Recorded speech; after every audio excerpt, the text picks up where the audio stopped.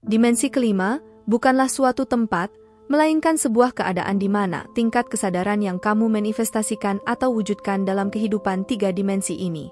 Konsep dimensi kelima muncul sebagai panggilan untuk menjelajahi wilayah-wilayah baru dalam eksistensi kita.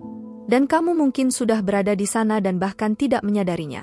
Jadi bagaimana cara mengetahui apakah kamu sudah hidup di dimensi kelima? Inilah beberapa tanda-tandanya. Jika kamu merasa dunia yang dulu kamu kenal sedang runtuh di sekitarmu. Ingatlah bahwa kamu tidak sendirian, kita semua menyaksikan momen-momen yang tidak seperti biasanya. Ini bukan fase kehancuran, tapi periode kebangkitan spiritual. Sebuah pergeseran kesadaran seperti kata pepatah lama. Selalu ada kegelapan sebelum fajar menyingsing. Kita telah hidup di dunia dimensi ketiga, sebuah realitas fisik dan nyata yang dapat kita sentuh, lihat dan dengar. Namun, seiring dengan berkembangnya bumi dan manusianya, kita bertransisi ke dalam realitas dimensi kelima. Ini ranah non-fisik yang dapat diakses terutama bagi mereka yang telah bangkit secara spiritual. Dimensi kelima adalah tempat di mana cinta mengalahkan ketakutan dan persatuan mematikan perpecahan. Perjalanan yang luar biasa ini menjadikan indera kamu menjadi lebih baik. Persepsi kamu meluas, memungkinkan kamu melihat apa yang tak terlihat dan mendengar apa yang tak terdengar. Ini mirip dengan mengupgrade software jiwamu dan seperti halnya pembaruan lainnya, kamu mungkin mengalami beberapa gangguan. Orang-orang di sekitar kamu mungkin melaporkan sensasi yang tidak biasa, perubahan emosi atau kondisi kesehatan yang tidak terduga.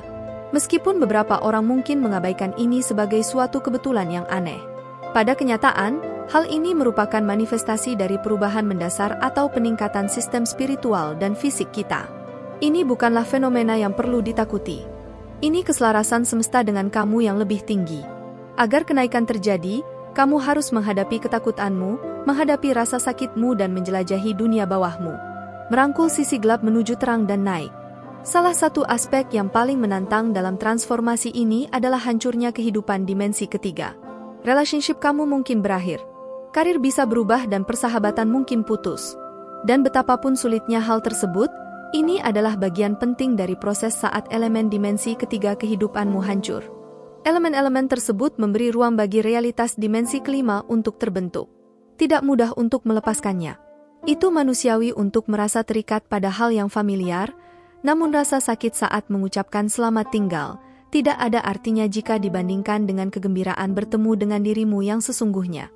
Ketika kamu mencapai sisi lain dari perjalanan transformatif ini, kamu akan menyadari bahwa kehidupan barumu adalah kehidupan yang kamu impikan selama ini. Intinya, hidup kamu tidak berantakan. Hidup kamu sedang menyelaraskan diri dengan rancangan besar tujuan yang lebih tinggi. Hal ini membuka jalan bagi versi dirimu yang lebih benar, lebih berani dan lebih tercerahkan. Berpeganglah pada visi, tetapi lepaskanlah kemelekatan pada keadaan kehidupan lama. Kamu tidak runtuh, ia hanya menggugurkan daun-daunnya, agar pohon yang lebih kuat dan lebih indah tumbuh di tempatnya.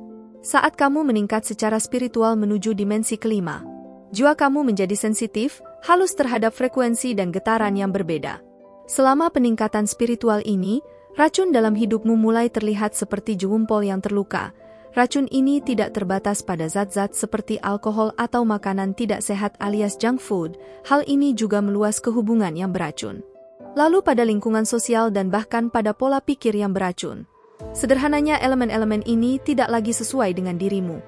Tubuh kamu mungkin bereaksi dengan merasa tidak enak badan, suasana hatimu mungkin menurun dan kamu mungkin merasa lebih jengkel dari biasanya. Kamu menjadi seperti alat musik yang disetel dengan baik dan racunnya menjadi nada sumbang. Ini mungkin tampak berlawanan dengan intuisi. Namun terkadang menjauh dari orang-orang atau situasi tertentu adalah hal yang paling penuh kasih yang bisa kamu lakukan untuk dirimu sendiri. Dan bagi mereka, berani menetapkan batasan, berarti memiliki keberanian untuk mencintai diri sendiri.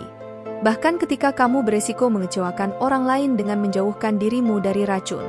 Kamu tidak mengatakan bahwa kamu tidak mencintai atau tidak peduli pada orang-orang atau hal-hal tersebut. Tapi kamu mengatakan bahwa kamu lebih mencintai dirimu sendiri dan tidak ada yang salah dengan itu.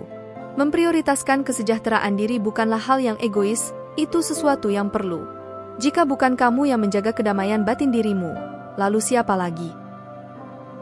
Namun, perlu diingat bahwa hidup di dimensi kelima bukanlah tujuan akhir, melainkan suatu perjalanan yang terus berkembang. Tanda-tanda ini hanyalah petunjuk bahwa seseorang telah membuka pintu ke keberadaan yang lebih dalam dan lebih luas. Seiring perjalanan hidup yang terus berlanjut, manusia dapat terus menggali makna dan tujuan hidupnya di dalam dimensi kelima.